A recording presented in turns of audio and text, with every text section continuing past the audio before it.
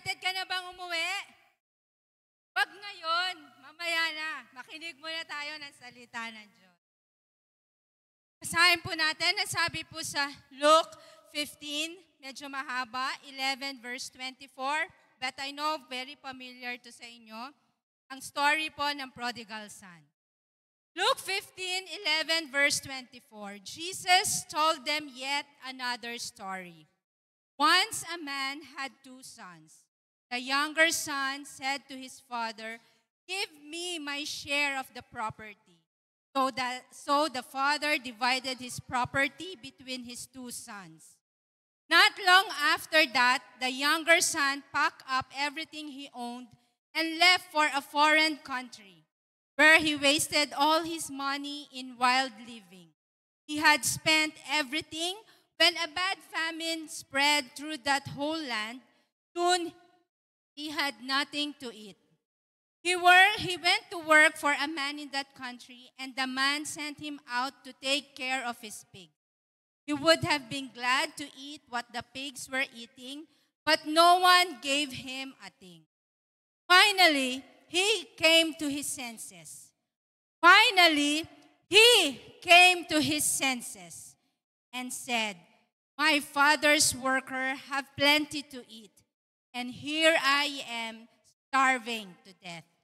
I will go to my father and say to him, 'Father, I have sinned against God in heaven and against you. I am no longer good enough to be called your son. Treat me like one of your workers.' The younger son got up and started back to his father. But when he was still a long way off, his father saw him and felt sorry for him. He ran to his son and hugged and kissed him. The son said, 'Father, I have sinned against God in heaven and against you.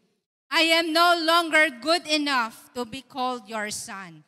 But his father said to the servants, 'Hurry and bring the best clothes and put them on him. Give him a ring for his finger and sandals for his feet. Get the best calf and prepare it so we can eat and celebrate. This son of mine was dead, but now has come back to life. He was lost and has now been found.' And they begin to celebrate." Hallelujah. Hallelujah, hallelujah, Lord Jesus. Salamat po, Panginoong Yesus, O Lord God, sa buong taon na ipinagkaloob mo sa bawat isa sa amin, O Lord. We come together to you today, not only today, Lord God, but every Sunday, O Lord, kasi, Lord, we want to hear your word. We want to hear kung ano po yung nais mong paalala sa amin. Panginoong Jesus, ngayong araw na to, muli po kaming nagsusumamo sa iyo. Malapit na pong matapos ang taon, ilang araw na lang, Lord God. And we want a fresh start. I know everyone here wants a fresh start, O Lord God. So help us, Panginoong Jesus. Make us come to our senses today, O Lord God. Mangusap ka sa bawat isa sa amin. Fill this place with your holy presence, O Lord God. Convict each one of us. Mangusap ka, Panginoon. Nawa, Panginoon, sa pamamagitan ng iyong mensahe, sa umagang ito, may mga pamilya, O Lord God, na they will come together again, O Lord God Jesus. May mga tao, Panginoon, na ang tagal nang na hinihintay mo, Panginoon, they will come to their senses, Panginoon, na ikaw ang isipin nila, O Lord God Jesus, maalala nila yung kabutihan mo at tanggapin nila ikaw bilang Panginoon at kanilang tagapagligtas. Dwell in us today, O Lord God. Mag-usap ka po sa amin. In Jesus' name, amen. Palakpakan po natin ating Panginoon.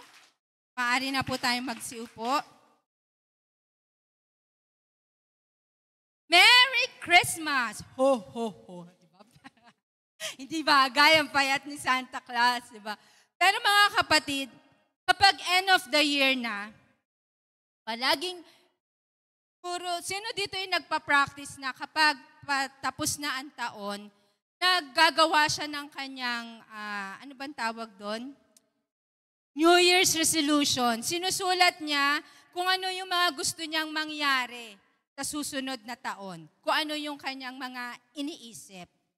So while I am doing this, sabi ko, ano kaya ang pwede? Kasi sabi ni Tatay Pastor, dapat related for next year. Kaya napapasalamat ako sa ating Tatay Pastor na binigyan nuli ako ng chance na tumayo sa inyong harapan at maging channel ng ating Panginoon to deliver His message today sa inyong lahat. So ang title, I'm Coming Home. Future present tense. Future present tense. I'm coming home. Uuwi na ako. Uuwi na ako. Sino dito sa inyo who live far from home? Ako, malayo sa bahay namin eh. Sino pa dito? Yung malayo sa bahay nila. Minsan lang umuuwi. Once a week. Ako lang pala. Ako lang pala? Okay, sige. Siguro, kaya ka umalis o malayo sa iyong tahanan kasi probably nag-asawa ka na, di ba? May sarili ka ng pamilya, kaya umalis ka na ng bahay. Or baka nagtatrabaho ka, tulad ko, nagtatrabaho ako sa malayong lugar. O siguro naman hindi ka umalis ng bahay o yung inyong tahanan dahil sa ibang dahilan. Ng ibang bahay ka. O dahil gusto mong magsolo sa buhay. Ngayong Pasko o ngayong bagong taon, marami, kahit may sarili na tayong pamilya, marami yung gustong umuwi sa kanilang tunay na tahanan. Tunay na tahanan, I mean, yun sa pamilya mo, kung saan ka galing. Nakaka-relate ba yung mga may pamilya dito? Na gusto mo umuwi, doon talaga sa bahay mo, kasama yung magulang mo, yung mga kapatid mo, reunion. Yun ang isa sa mga pinananabikan nila kapag Pasko eh. Pag Pasko o bagong taon. Kapag reunion, to be with their family again. Kasi sabi nila, there is no place like home for the holiday.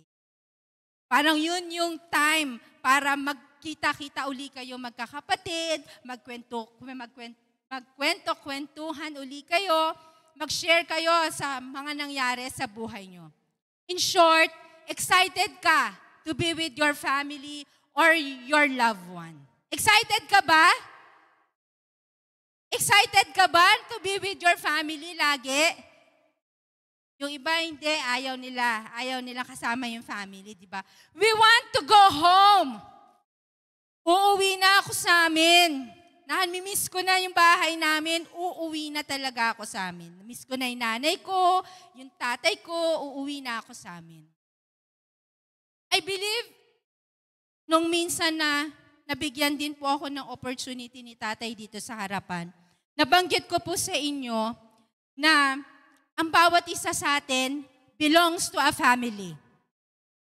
We belong to a family. Tama ba? May pamilya ba kayong kinabibilangan? So kung may pamilya tayong kinabibilangan, pero di ba nabanggit ko sa inyo na hindi lang yung biological family natin, yung kinabibilangan natin. Meron pang iba. God appointed us to a family where we belong. May pamilya tayo kung saan tayo nabibilang. So allow me to elaborate my belief. Diba tayo po, we have a body, a soul, and a spirit. Yung body natin, yun po yung, our body being our biological composition, ito yung, kung paano tayo nalikha, diba? Dito pumapasok yung biological parents natin. Dito pumapasok yung family natin. Diba? As a tao, kailangan mong may pinagmulan ka. At ang pinagmulan mo, yung biological parents mo. At yung biological parents mo, kasama yung mga kapatid mo, tinatawag kayong family. Tama po ba? Yung mga nakakasabay sa akin, magsabing amen. Palakpak naman tayo. Kung kung kabilang ka ng isang pamilya, sabihin mo, praise the Lord. Yan. Dahil yung body natin, may biological family yan.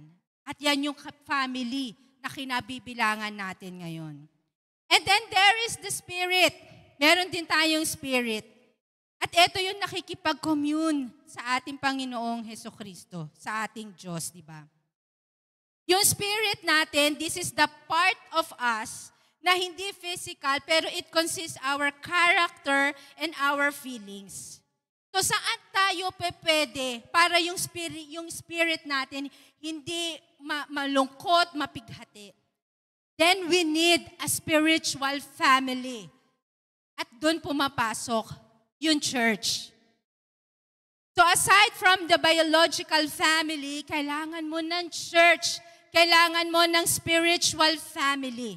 Meron ka bang spiritual family? Meron ka bang spiritual family? Yung iba walang spiritual family. At huli, meron din tayong soul. Yung soul natin, yun yung eternal and everlasting. At yung soul natin, ito yung subject for judgment. Na kapag namatay tayo, ito yung hahatulan. Dalawa lang naman yung pupuntahan ng soul mo. Saan ang punta ng kaluluwa mo, ng soul mo? Saan ang punta ng soul mo?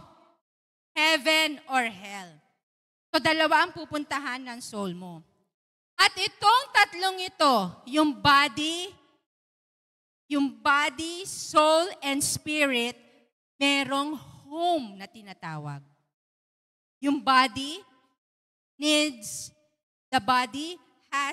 the biological family. Yung spirit has also a family, yung church na kinabibilangan mo. And yung soul mo has our Heavenly Father. At darating yung panahon na doon sa tatlo na yon, uuwi ka doon. Amen? Kailangan mo bang umuwi sa family mo? Kailangan mo bang umuwi sa church, sa spiritual family mo? Kailangan mo bang umuwi sa Heavenly Father mo? Nandyan kayo. So, darating yung panahon na kailangan mong umuwi sa tatlo na ito. Hindi sabay-sabay. Hindi kailangan sabay-sabay kasi magkakahiwalay eh. While tayo ay nabubuhay, pwede tayong umuwi sa ating pamilya, pwede tayong umuwi sa spiritual family natin sa church. At darating yung time na kailangan mong umuwi sa ating Panginoong Hesukristo. Yan ay kung ang pipiliin mo ay heaven at hindi. Now, dahil may tatlo kang dapat uwian habang nandirito ka sa mundong ibabaw, may tanong ako sa'yo. Kamusta ang relationship mo sa family mo? Kamusta yung relationship mo sa magulang mo? Kamusta yung relationship mo sa mga anak mo, sa asawa mo, kay husband, kay wife? Kamusta? Kamusta ang estado ng pamilya mo right now?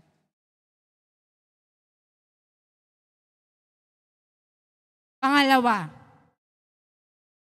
meron ka bang permanenteng simbahan?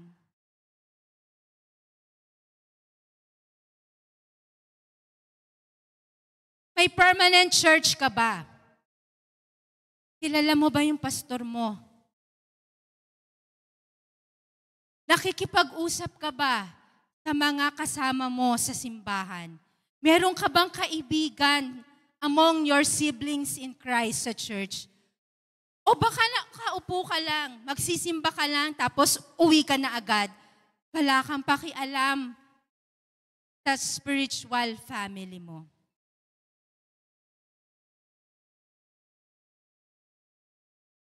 And How is your relationship with God? Ikaw po ba yung typical na tao na alam na meron lang, na alam lang na merong Diyos? Period. Alam ko meron Diyos eh. Tapos na yun, period. Ikaw ba yung tipong typical na tao na nagpe-pray lang dahil may kailangan ka sa Diyos?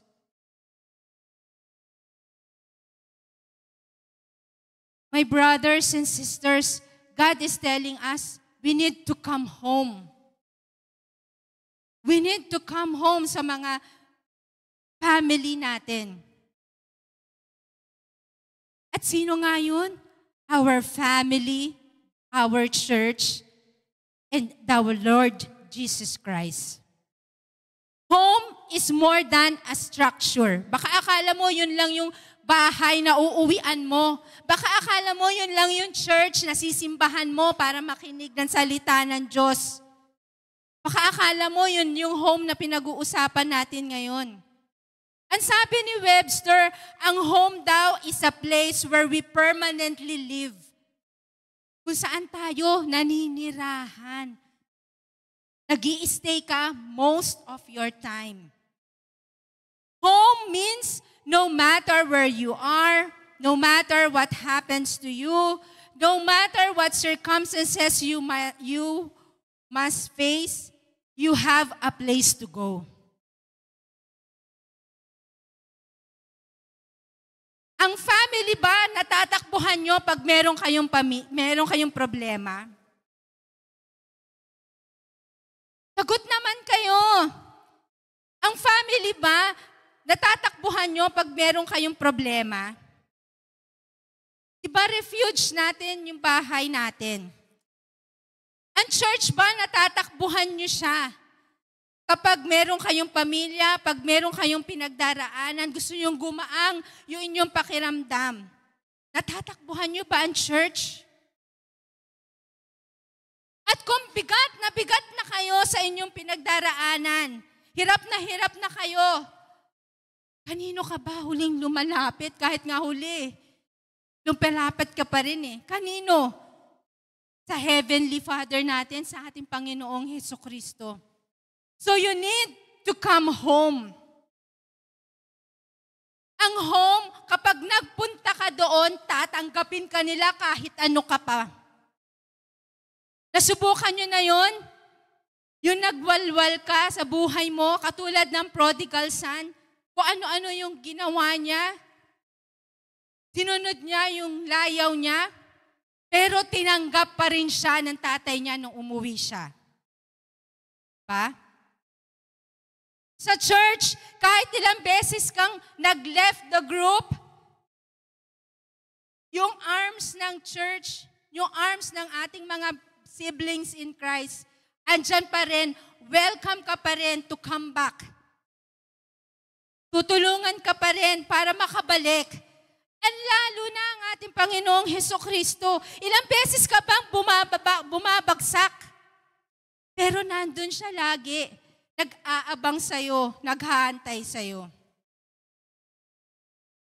Napaisip nga ako bakit yung isang orphan o isang ulila, kahit na nagkaroon na siya ng magandang pamilya, nakahanap siya ng bago niyang pamilya, kahit na iniwanan na siya noon ng totoo niyang pamilya at may bago na siyang pamilya ngayon, bakit yung isang ulila, yung isang orphan, naglulong pa rin siya na makita yung kanyang tunay na magulang kahit na masaya na siya sa buhay niya ngayon.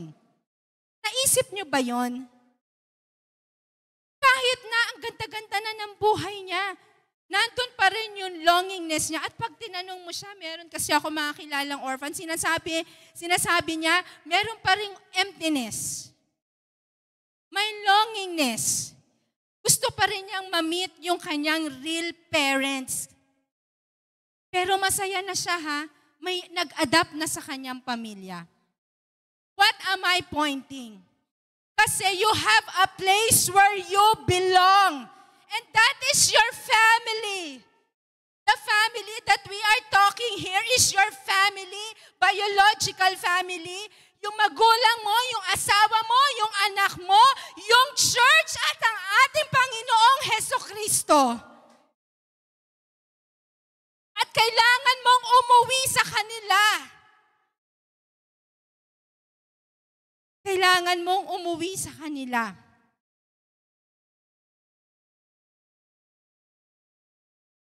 Alam mo, nilagay ka dyan sa pamilya mo eh. Nilagay ka dyan para makatulong sa magulang mo, makatulong sa asawa mo, makatulong sa anak mo, makatulong sa church. May purpose ka, kapatid. Nilagay ka dyan ni Lord para maging blessing, channel of blessing sa ibang tao. Ikaw na tatay at nanay, nilagay ka dyan, binigay ka dyan sa mga anak mo to develop them according to God's plan. Mamold mo sila. Ikaw ang maging halimbawa para yung mga anak mo maging matupad, maisakatuparan ng Diyos kung ano yung plano nila sa'yo. At hindi para magbigay ka ng sakit ng loob sa ang mga anak mo o sa asawa mo. Same sa church. Nilagay ka dyan ng ating Panginoon sa church dahil magiging blessing ka. Di mo alam, baka ikaw ang dahilan, ikaw ang gagawain ng ating Panginoong Hesukristo para marami ang makakilala sa Kanya. The place where you belong is your home. Kaya huwag kang maghanap ng ibang bahay. Huwag kang ano bang tawag nila doon? Mangapit bahay.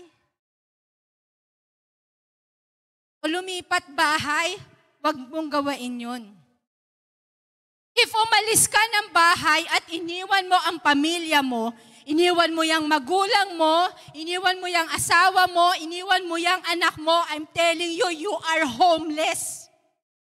You are homeless. Maaring masaya ka ngayon, pero ngayon lang yan. Mark my word. If you don't have a church, or kung meron ka mang church, pero palipat-lipat ka ng church, homeless ka pa rin. Homeless ka pa rin. Kung alam mo, wag mong ipagmalaki sa akin o sa Diyos o sa ibang mga tao, sa mga kapatiran dito, na alam kong may Diyos. Pero hindi mo siya tinatanggap sa buhay mo as your Lord and Savior. You are homeless.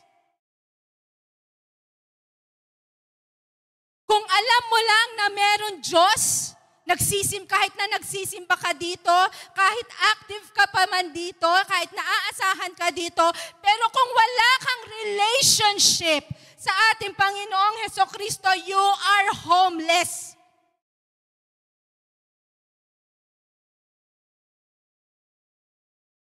You are homeless. Sayang lang yung pagsimba mo. Sayang lang yung pakikinig mo ng salita ng Diyos. You are homeless. Definitely, you don't have Jesus in your life.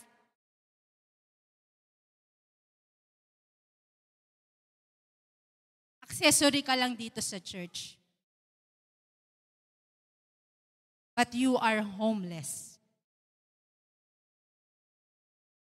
Sabi nila, pag umalis ka daw ng bahay, for some reason na yung mabigat ang dahilan mo kung bakit ka umalis ng bahay.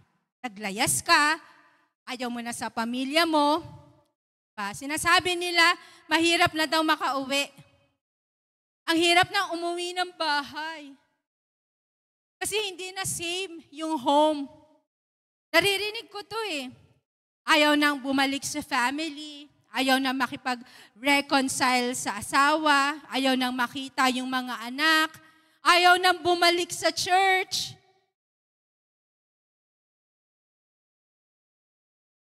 Di na daw kasi same as before. Mahirap na daw ibalik yung broken pieces. Lamat na daw yun. So mahirap. Mahirap umuwi. Katulad ng prodigal son. Nahirapan din siya sa kanyang pag-uwi. Struggle. Bakit? Kasi umiral yung pride. Gusto nung prodigal son to live independently. Gagawin niya yung mga bagay na akala niya makakapagpasaya-saya sa kanya. Or baka naman at this time, nandun ka sa point na you are enjoying what you are doing and it made you decided that you made the right choice. Kasi masaya ka ngayon eh. Masaya ka ngayon, akala mo, uy, I made the right choice. Okay lang na iwanan ko yung pamilya ko. Okay lang na baliwalain ko na yung mga anak ko. Nandun naman yung asawa ko eh. Bahala sila. Diba? Pero kapatid, it's only for a while. Katulad ni Prodigal Son, kung familiar kayo kay Prodigal Son, diba? Nag-enjoy siya dun sa choice na ginawa niya. Pero temporarily lang yun. Maaring feeling mo right now, you made the right choice for leaving your family, for hopping into another church. Feeling mo, masaya ka na, contented ka na kasi doon sinasabi mo, ginagamit ka na, may gamit ka doon. Ikaw sa sarili mo ang makakapagsabi niyan kung meron kang contentment, kung meron kang peace. Pero ang ganda, kaya kanina inulit ko doon sa praise na yun eh. Yung when you come to your senses. Darating yung panahon at I hope and I pray na ngayon na to mangyari sa'yo kapatid, that you will come to your senses.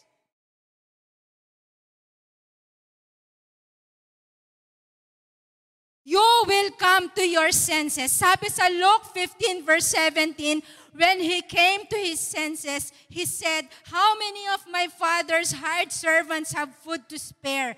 And here I am starving to death."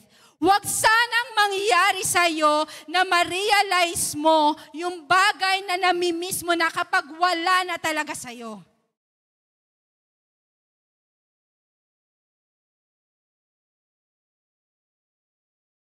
Pangalawa, una, dahil nag-e-enjoy ka pa.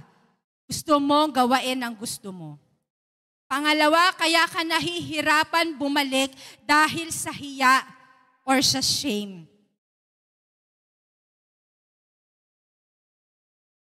The consequence of our choices is banging on our face. Time will come na ipapamukha sa'yo ng ating Panginoon na ito yung ginawa mo, ito yung choice na pinili mo. Madaming ipapaisip sa'yo ang kaaway to prevent you to do the right thing. Baka nga may mga tao pa na humahad lang sa'yo eh. Tulad ng older brother sa prodigal son, di ba? Maari siyang maging, pwede siyang naging way that time para hindi siya makabalik. Diba? Pero anong ginawa ng prodigal son? Nag-step forward pa rin siya. And he took courage para makalapit uli sa kanyang tatay.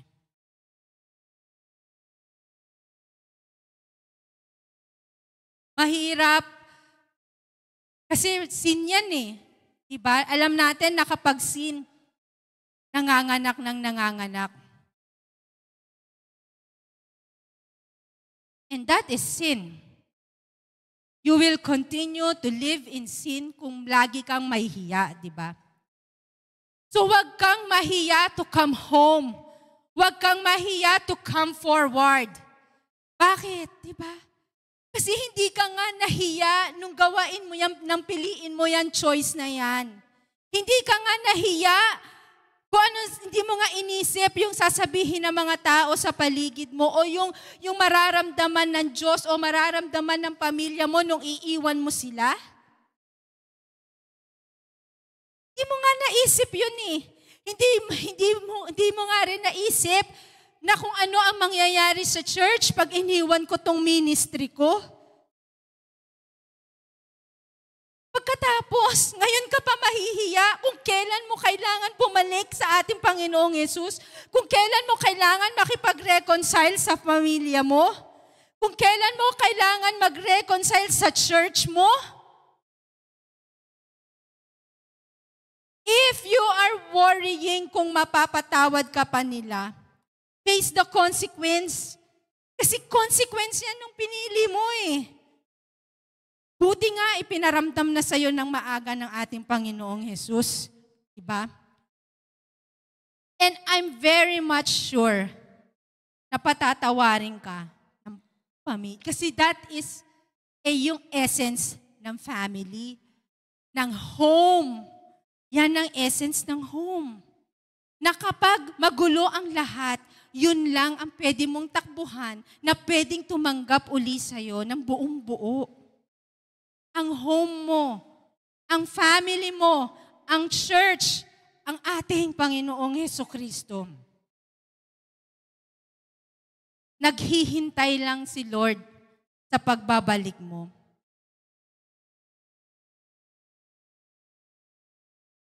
Bakit ito yung napili kong topic today? Kasi ang hirap i-ignore what's happening around us. Doon sa mga sensible and they know that the end is near, alam nila na Jesus is coming back, nararamdaman nila.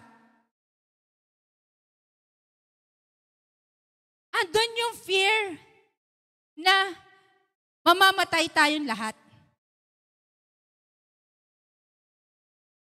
While I'm doing this, sabi ko nga, Lord, bakit ganito yung ano mo sa akin? Lahat tayo mamamatay. All of us will face death, and we don't know when. Marami akong kakilala, may mga kakilala ako, magugulat ka na lang. Ngayon, ang lakas-lakas, 2-3 araw, maririnig mo, deads na pala sila.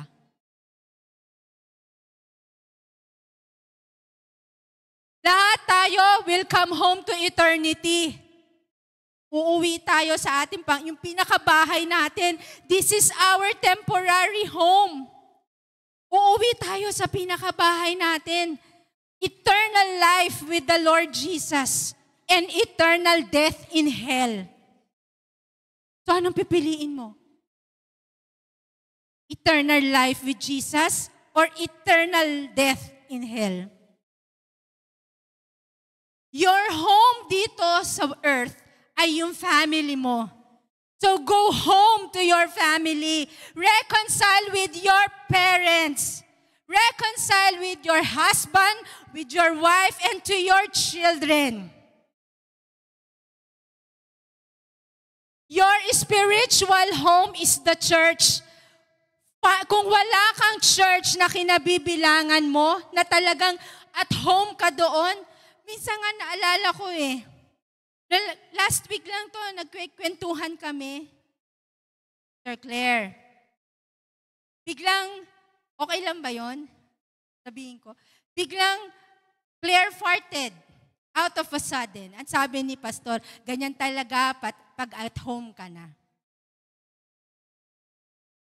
Tagalogin ko ba? Diba? Kasi kapag home ka na, at is ka sa mga kasama mo, hindi ka nahihiya na ipakilala, ipakita kung ano yung sarili mo. Diba? So, kung wala ka pang spiritual home, pero meron kang sinisimbahan, I advise you, kapatid, stay where you are. Mararamdaman mo naman yun if you belong to that church. Every church needed someone. And I believe na ikaw, meron ka, kung nilagay ka ni Lord sa isang family where you belong, meron ka ring church na where you really belong. The church where God placed you needed you. The church where God placed you needed you. So set aside your pride and reunite with your spiritual parents and yung mga siblings in Christ mo. Maghanap ka ng talagang pamilya mo na aside from your family, meron kang matatakbuhan. At yun yung church, yung family mo sa church. If something wrong or if anything goes wrong with your biological family, meron kang support group na matibay. At yan, yung church family mo. And lastly, go home to God. If you are far from God, kahit nagkano ka pa kalayo kay Lord, there is still hope for you. And God is talking to you right now. The farther you wander, habang papalayo ka ng papalayo, o kung meron ka namang Kristo sa buhay mo, pero malayo ka naman sa Kanya, malayo in a sense na wala kang relationship sa Kanya, paputyo-putyo lang yung ginagawa mo, pagsisilbi sa ating Panginoon, lalo kang malalayo niyan. So gumawa ka ng paraan, katulad ng prodigal son. He took courage para makalapit sa kanyang ama. So you need to step forward. It's not too late to turn back. Tulad ng prodigal son. Hindi pa huli ang lahat. Ano lang ang dapat mong gawain? You need to repent. You need to repent.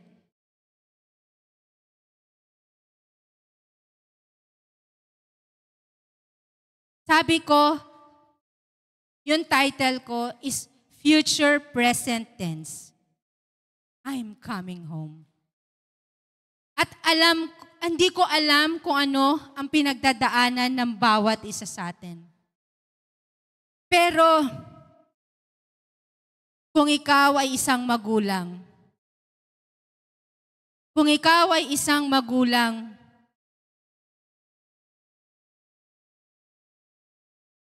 na iniwan ng mga anak,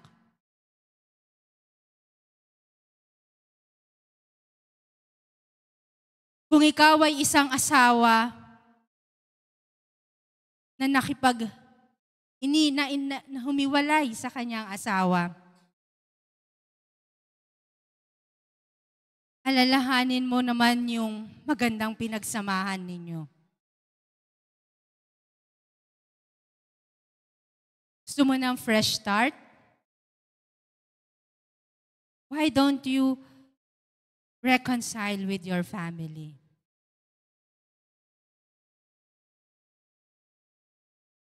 Sinira mo, kapatid. Sinira mo yung biological family mo.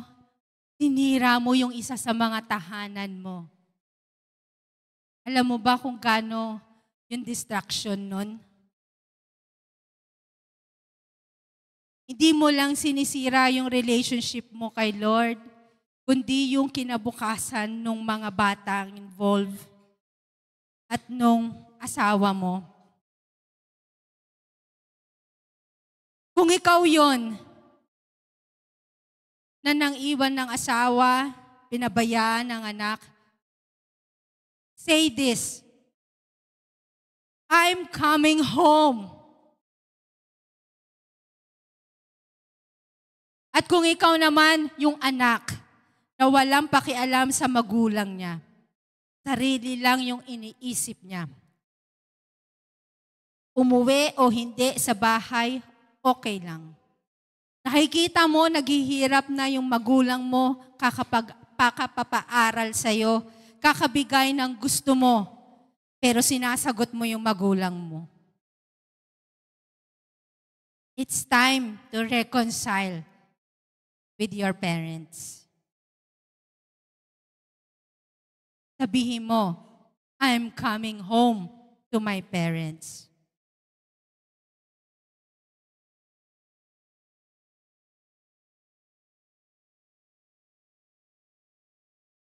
kung ikaw naman, yung matagal nang nakakapakinig ng salita ng Diyos, pero hanggang ngayon, tagapakinig ka pa rin. Hanggang ngayon, hindi mo pa rin tinatanggap si Jesus Christ sa buhay mo as your Lord and Savior. Kasi balot ka pa rin nung maling paniniwala mo. Sabihin mo naman, kapatid, I'm coming home, Lord Jesus.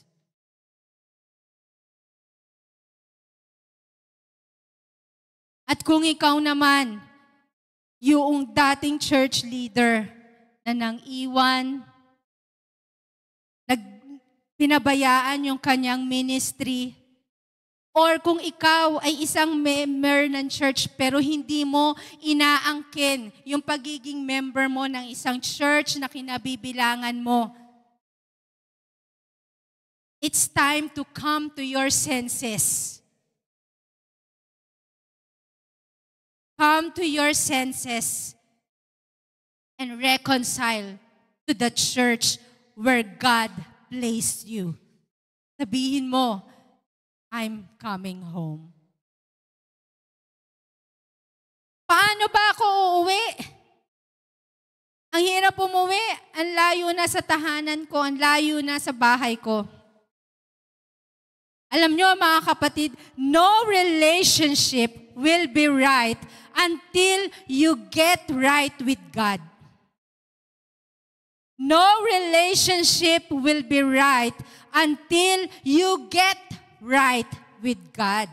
Unahin mo muna yung relationship mo sa ating Panginoong Hesukristo and everything will follow. Sister Faye, nagsisimba naman ako. May ministry naman ako. Active naman ako sa church. Meron talaga akong church na kinabibilangan where I belong. Pero bakit ganon? Hindi maayos ang buhay ko. Kasi hindi maayos ang relationship mo kay Lord. Dahil kung maayos ang relationship mo kay Lord, susundin mo kung ano yung tama. At hindi ko na kailangan sabihin yun sa'yo kung ano yung tama. Ayusin mo yung relationship mo sa ating Panginoon. Serve Him right. Serve Him right. Worshiping Him is not enough. Sabi ko nga, obedience ay ang pagtunay na pagsamba sa ating Panginoon is obedience. Ang tanong, totoo ba na yung pagsasamba mo ba? Genuine ba yan? Totoo ba yan? Kasi kung genuine yung pagsamba mo sa Panginoon at yung pananampalataya mo, susundin mo yung tama. At hindi ka mamumuhay sa kasalanan. No relationship will be right until you get right with God. Paulit-ulit kung sasabihin yon. So how will you come home? Una, you come back to your senses. Sampalin mo nga yung katabi mo. Ganun-ganun mo nga. Para to come to his sense, to his and her senses. Sampal-sampalin mo, magising ka na. Magising ka na. Coming to your senses is making the right decision. Coming to your senses is making the right decision. And you don't allow pride to keep you from your promises. Once na nag-decide ka na ito yung tama, keep your promise. Tulad ng prodigal son, di ba? Nag-step forward siya. Pangalawa, you asked for forgiveness. Never do the same mistake again. Pinatawad ka na di ba? So don't do the same mistake again. Okay lang yun, kapatid, na nagkamali ka. Okay lang yun. Tao lang tayo Pero yung manatili ka sa kasalanan at sa kamalian, maling-mali na yun. Pangatlo, reconcile and reunite. tulad ng prodigal son, take courage to make the first move. Sa tingin mo yung mga nasaktan mo, yun na unang lalapit sa'yo. Ikaw ang lumapit sa kanila. Ikaw ang lumapit sa family mo. Ikaw ang lumapit sa church. Ikaw ang lumapit sa ating Panginoong Hesukristo. Pick up the pieces and put them back together. Alam ko may lamat. Diba? Ang baso, pag nabasag, pag pinagdikit-dikit mo uli, nagdidikit naman. Nabubuo naman uli. Pero may iba ng itsura. And that's where you come in. Yun ang responsibilidad. Yun, ikaw na yun. Ikaw na yung magpapaganda doon sa nalamat at nabasag mo na that you put together. Ikaw na yun. Ikaw na ang gagawa nun. Tulad ng ginawa sa atin ng ating Panginoong Jesus. He put us back together. Sirang-sira ang buhay natin. Pero God put the pieces together. At ngayon, nakita niya na tayo sa ibang perspective. Sa ibang perspective, iba na yung tingin niya sa atin. And that is your responsibility, kapatid. When you pick the pieces together, responsibility mo na para magkaroon ng bagong perspective yung mga taong nasaktan mo.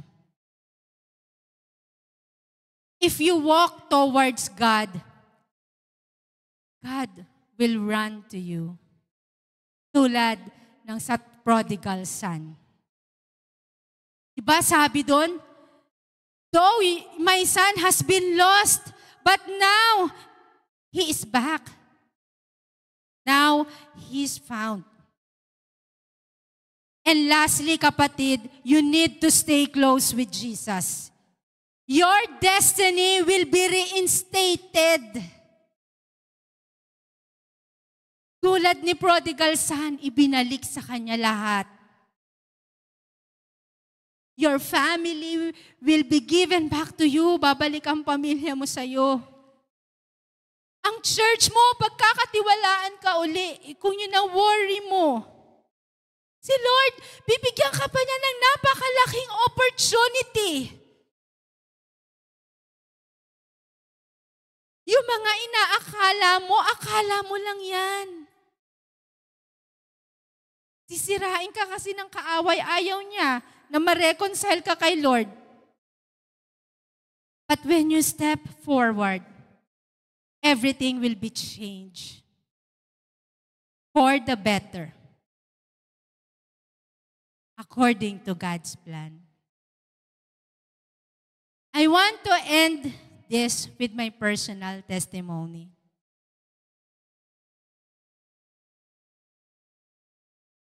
I've been away dito sa church ng matagal na panahon. Almost 2 decades yata, Mamalits?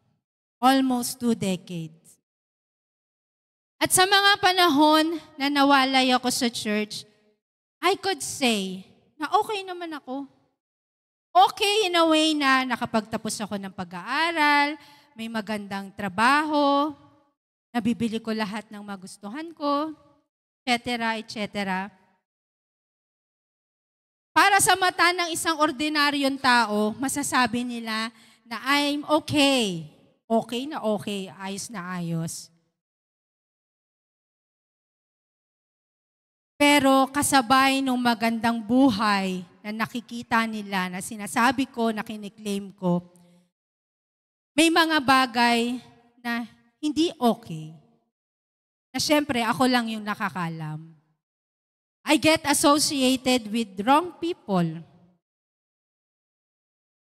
Napunta sa isang wrong relationship. I live in sin. Na ngayon, pag nagpipray ako kay Lord, Lord, hindi kita masisisi kasi this is my choice. few years back. And right now, I am facing the consequence of that choice. If I could just turn back the time, I will not make that choice kasi nasasaktan ako until now.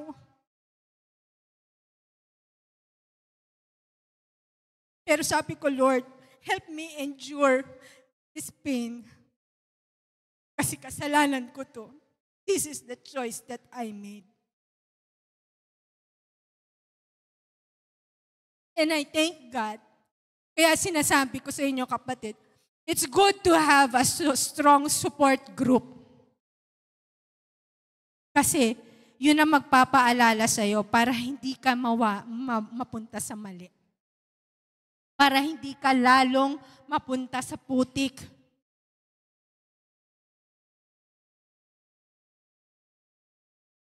I get reunited with God. I've been to different churches. Katwiran ko noon, nagsisimba naman ako. Bakit ba? Nagsisimba naman ako Di ko kinalimutan si Lord. Typical, maririnig nyo, di ba? Na-experience nyo rin siguro nung iba dito sa inyo. Umalis ako ng TSCCFI pero nagsisimba naman ako sa ibang church. Ano ba? Yun ang katwiran ko. I've been to several churches. TCF, Bread of Life. Bumalik ako doon sa Catholic. But you know, ang bait ni Lord. Sabi ko nga, God has a place for you where you belong. Binalik ako ni Lord dito. Nung pagbalik ko dito, struggle din. Pero, nung bumalik ako dito, God reminded me of my purpose. Nakita ko si Jomel ang unang nakita ko doon. May sabi sa akin ni Tinay, si Jomel na yun. Yung tinuturuan natin noon doon. Sabi ko, binata na pala siya, sabi ko. And then, nakita ko yung paborito kong estudyante nun sa Sunday School. Nakita ko si Richard. Nakita ko si Joy ba yun? O si Ann yung isa sa mga Nakita ko yung church. Napahiya ako kay Lord. Nung unang Sunday na attend ko noon, anniversary, parang ang dumating sa akin yan, I come to my senses. Nung unang attend ko, balik ko dito. I came to my senses. Siguro mga third Sunday o second Sunday yon, napuspusuli ako ng Holy Spirit. And God, pinaramdam niya sa akin that I am precious to His sight, na hindi niya ako nakakalimutan. During that time when I was away in the church, nagsisimba ako, yes. And then from prayer ko noon, Lord, kasi alam ko may mali ako Sinasabi ko doon, Lord, ituwid mo ko sa tama. Ituwid mo ko sa tama. And I embraced that moment nung napuspusuli ako, nung pinaramdam sa akin ni Lord na I'm precious. Tinuwid ko yung wrong relationship ko. And since then, by the grace of our Lord Jesus, I'm here standing before you. Pinagkakatiwala, binalik ni Pastor yung pagtitiwala niya sa akin. I thank my family sa church. Kasi inayos talaga niya. Now what I am saying, mga kapatid, yung detour ko, ang layo, ang dami. Ikaw din, kapatid. Kung ako nakauwi, Kung nakauwi ako sa home where I belong, ikaw din, makakauwi ka sa home where you belong. Hindi pa tayo makakauwi kasama ng ating Panginoong Hesukristo, pero time will come. Doon din ang punta natin.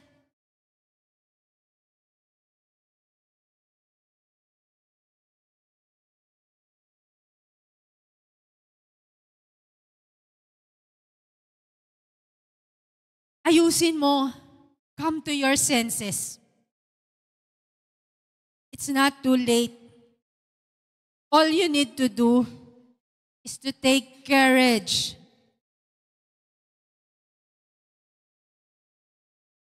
Take a step. At wag mo nang isipin yung sasabihin na ibang tao. Ang sabi ko kanina, ayusin mo muna yung relationship mo kay Lord. Yung totoong relationship kay Lord para maayos yung buhay mo. Magsitayo po tayong lahat.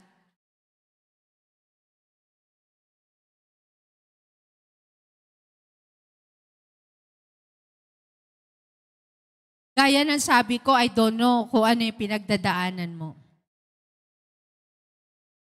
Kailangan mo bang sabihin na I'm coming home?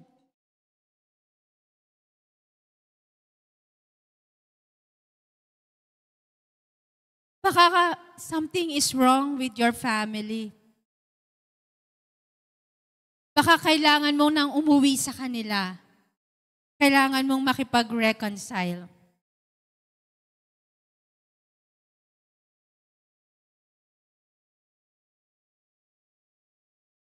Reconcile with your parents, hindi naman ibig sabihin na kahit nakasama mo sila araw-araw, okay. Reconcile with your parents. Come home to your parents. Come home to your family. Come home to your church. Pero most importantly, kapatid, come home to our Lord Jesus Christ.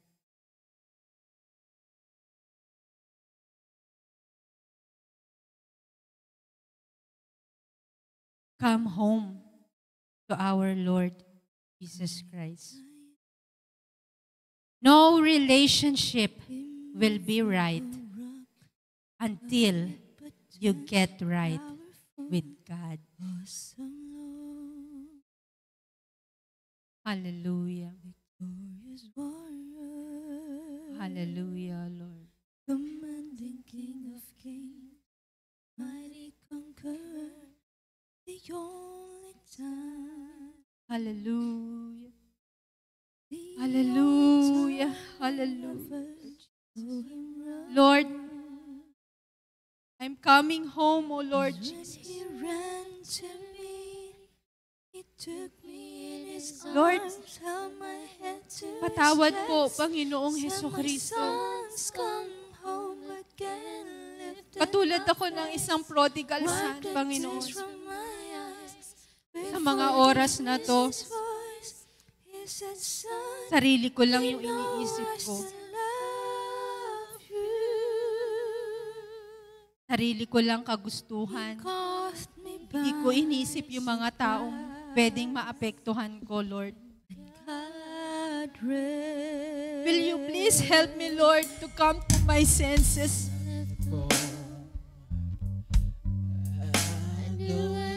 Alam ko ngayon, Panginoon, nangungusap ka sa akin.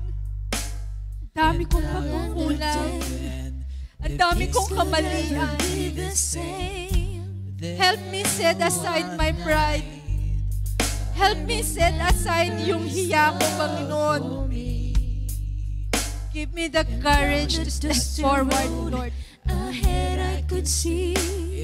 Patawad, Panginoon, nangyayari to dahil hindi genuine yung aking relationship sa'yo. Ang tagal ko nang nakakapakinig ng iyong salita, pero hanggang ngayon, hindi pa rin matanggap kung ano yung tunay na pagsamba. Dinala mo ako, Panginoon, sa isang church where I belong. Pero Lord, hindi ako nag-i-stay din na di ko ginagampanan kung ano yung dapat kong gampanan. Do you know I still love Help us, Lord, to come to our senses, oh God. He caught me by surprise when God Hallelujah. Lord, speak dun sa mga in pain, O Lord God Jesus. Speak dun sa mga naguguluhan, O Lord God Jesus. Comfort them, O Lord God. At bigyan mo sila ng tamang pag-iisip, O Lord, kung ano po yung dapat nilang gawain, Panginoon. I remember His love for me. Hallelujah. Hallelujah. Ahead I could see Lord, Lord, I'm coming to you, Lord. Linisin mo ako, Panginoon. Linisin mo yung puso ko, Lord. Malapit ka nang dumating, Panginoon. And I want to prepare myself, ready to face you, oh God. Ayusin mo yung pamilya ko. Sa bahay, oh Lord God Jesus. Sa church, oh Lord God. Kung ano yung plano mo sa akin, make it happen. Lead me and guide me, oh Lord, doon sa plano mo sa akin, Panginoon. He took me in His arms. Hallelujah. My head to His chest. Hallelujah. Said my sons, come home again. Lifted my face. Hallelujah. Wipe the tears from my eyes. With forgiveness in His voice. He said, son, do you know I still love you? Oh Lord God. Thank you, oh Jesus. He caught me by surprise. And He brought me to my Kapatid, no relationship will be right until you get right with God. Ayusin mo yung relationship mo kay Lord right now. And everything will follow. Ayusin mo yung relationship mo kay Lord and everything will follow.